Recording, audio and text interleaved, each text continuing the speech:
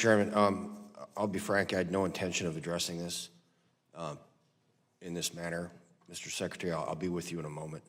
But, you know, I'm just not going to sit here and listen to members of this committee, particularly the ranking member, do these spurious, inflammatory, disingenuous, and blatantly politicized comments that can very easily be construed to be defending the gross misconduct by senior leaders in the VA and have a chilling effect on people who may be sexually harassed as we speak. Wholly inappropriate. And to attempt to justify sexual harassment because it was reported by a lower level employee is offensive. Because I used to be the lower level employee, sir. I started at the bottom, cleaning toilets on a tugboat in the Navy. And so for you to say that a lower level employee should not be able to report these things is the reason that Congress's approval rating is just above a root canal. So knock it off. You. Seems like the lunatics have taken over the asylum. And you know I have tremendous personal respect for you. I do. And I know that you have an incredibly difficult job. But I got to tell you what, man. Leaders have to protect those we have been given the privilege to lead.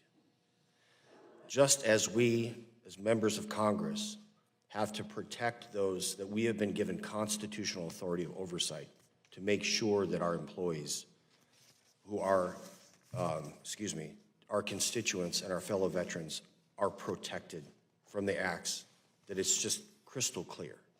No one is debating whether or not this stuff took place, and it's horrendous. And I have to say that I believe that this is a systemic issue in the Veterans Affairs Administration, but also, unfortunately, in the Biden cabinet.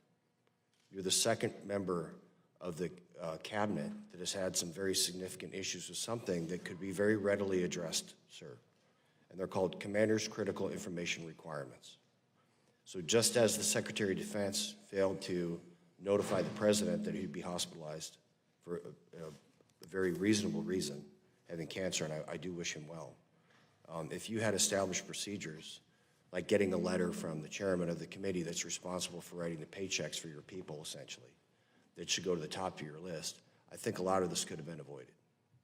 So I have had the privilege of leading thousands of men and women throughout my career in the Navy, and I've always made sure that these things that rise to this level of importance, like people being sexually harassed or being discriminated against in any way, I never tolerated that in my presence.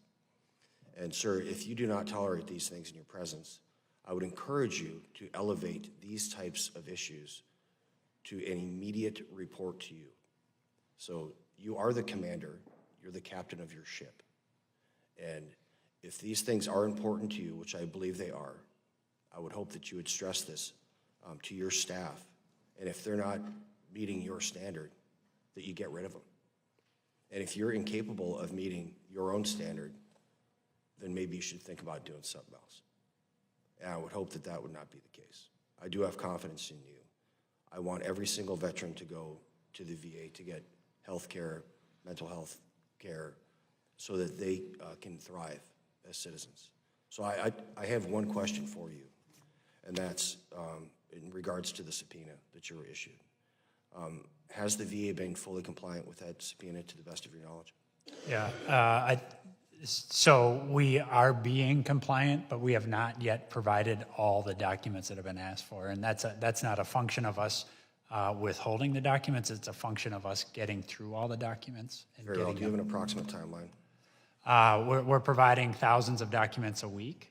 So we're, and we have been since I made a commitment to the chairman to get him those documents. And so I get that you're not going to take the heat off us until we get them to you. I understand that. Very well. I would encourage you to elevate this to the level commensurate with how seriously we're taking this as a committee. Thank you for your time. With that, I yield back. Thank you. Representative Shebelez McCormick. Recognized for 5 minutes. Thank you, Mr. Chairman. As I stated at the last business meeting last month, I'm incredibly concerned about the committees maintaining the anonymity